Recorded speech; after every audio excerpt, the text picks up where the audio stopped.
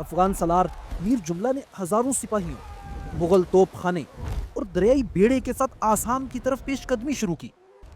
اس نے گوریلا جنگ کی بنیاد رکھی، رات کے حملے، پہاڑی قلعے، اچانک چھاپے۔ اس نے مغل کارواں لوٹے، چند چھوٹے قلعے چھیننے کی کوشش کی اور مغل محاصل کا نظام تباہ کر کے رکھ دیا۔ توپیں دن رات شہر کی دیواروں پر برسیں، خندقیں کھودی گئیں، قلعے کے دروازے ایک ایک کر کے ٹوٹنے لگے۔ آخر کار ستمبر 1686 کو شہر اورنگزیب عالمگیر کے قبضے میں آ گیا۔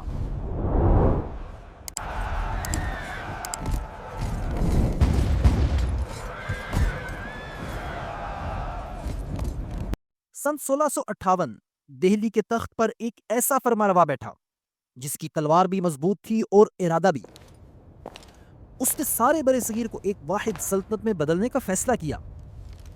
یہ کہانی ہے اورنگزیب عالمگیر کی فتوحات، اس کے لشکر، اس کی مہمات اور اس عظیم سلطنت کی جو اس کے دور میں اپنی وسیع ترین حدود تک پہنچی۔ اورنگزیب کے تخت نشین ہوتے ہی مشرق میں ایک بڑی آزمائش جنم لے چکی تھی۔ بنگال میں اس کا بھائی شاہ شجاع بغاوت کر چکا تھا، جس کی تفصیل اور انجام ہم گزشتہ ایپیسوڈ میں تفصیل سے دیکھ چکے ہیں۔ اس کے ساتھ ساتھ آسام کی طاقتور آہوم سلطنت مسلسل مغل سرحدوں پر دباؤ ڈال رہی تھی۔ اس نازک وقت میں اورنگزیب نے اپنے قابل ترین جرنیل میر جملہ کو مشرق کی تمام فوجی کمان سونپ دی۔ 1662 میں افغان سالار میر جملہ نے ہزاروں سپاہیوں، مغل توپ خانے اور دریائی بیڑے کے ساتھ آسام کی طرف پیش قدمی شروع کی۔ سب سے پہلے کوچ بہار فتح کیا، پھر مسلسل لڑائیوں کے بعد مغل لشکر آہوم سلطنت کے مرکزی شہروں کو فتح کرتا چلا گیا۔ ان جنگی مہمات کے دوران سینکڑوں ہاتھی، بارود، توپیں، غلے کے ذخائر، درجنوں قلعے مغل فوج کے ہاتھ آئے۔ لیکن آسام صرف میدان جنگ نہیں تھا، ایک بڑا امتحان تھا۔ بارشیں، سیلاب، جنگلات کی بیماری، ٹوٹتی سپلائی لائنیں، گوریلا حملے، یہ سب مل کر میر جملہ کو تھکا گئے۔ چند ماہ بعد وہ واپسی کے سفر میں بیمار پڑا اور راستے میں ہی فوت ہو گیا۔ مگر میر جملہ کی اس مہم نے بنگال اور آسام کو کم از کم سیاسی طور پر مغل سلطنت کے تسلط میں دے دیا اور مشرقی سرحدیں اگلے کئی سالوں تک محفوظ رہیں۔ میر جملہ کی لشکر کشی کے بعد جب مشرقی سرحدیں سنبھل چکی تو اب عالمگیر کی نگاہیں جنوب یعنی دکن پر تھیں۔ یہ وہ خطہ تھا جہاں تین قوتیں مغل سلطنت کو مسلسل چیلنج کر رہی تھیں: بیجاپور کی عادل شاہی سلطنت، گولکنڈہ کی قطب شاہی ریاست، مرہٹا طاقت جس کا قائد ایک شاطر خطرناک دشمن چھترپتی شیواجی تھا۔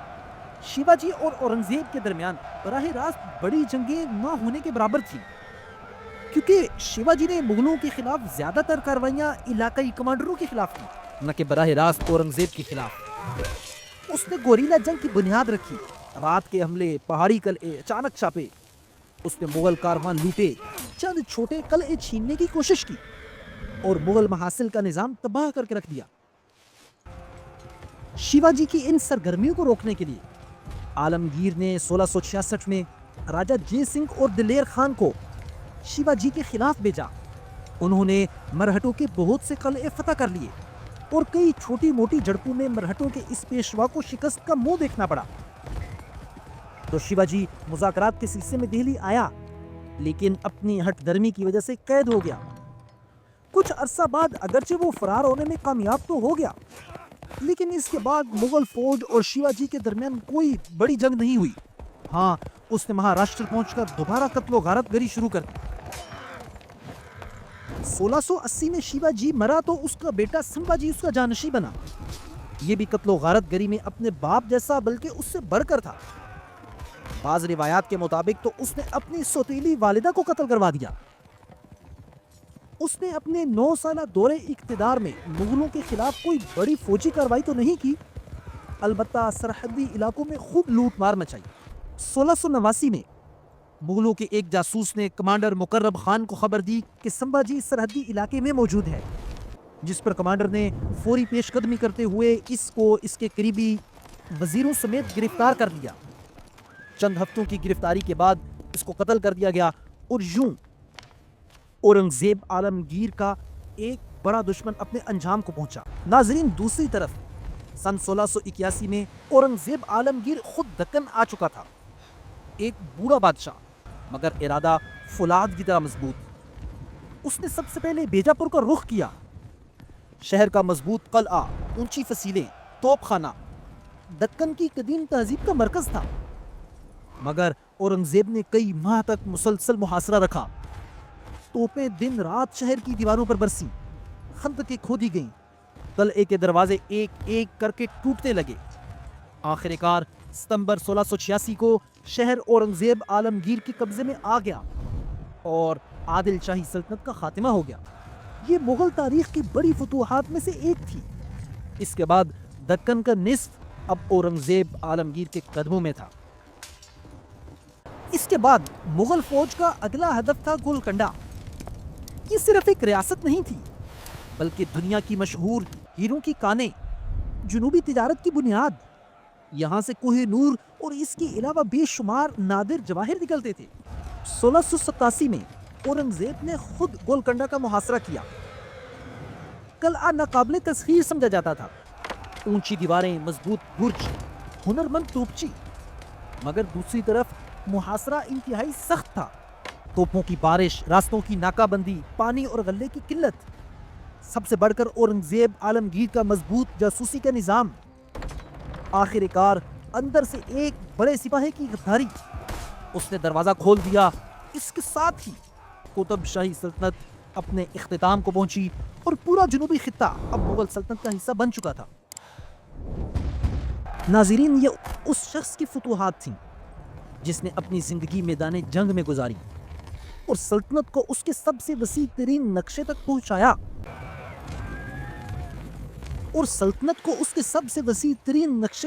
دیا۔ مگر حیرت کی بات یہ ہے کہ یہ وہی بادشاہ تھا جس نے آدھی دنیا پر حکومت تو کی لیکن اپنے لیے شاہی خزانے سے ایک پائی بھی نہ لی۔ ایک طرف 5 لاکھ سپاہ کا لشکر جرار، 50,000 ہاتھی، دنیا کی سب سے دولت مند سلطنت کا فرمانروا، اور دوسری طرف ایک درویش انسان جو اپنی روزی ٹوپیاں سی کر اور قرآن مجید لکھ کر کماتا تھا۔ یہ صرف بادشاہ نہیں، ایک حافظ قرآن تھا، نماز با جماعت پڑھتا، قرآن پاک کے نسخے اپنے ہاتھوں سے لکھ کر حرمین شریفین بھیجتا۔ اس نے سلطنت کے 500 علماء کو جمع کر کے اسلامی قانون کا جامع مجموعہ تیار کروایا۔ یہی وہ تضاد ہے جو اورنگزیب کی شخصیت کو منفرد بناتا ہے۔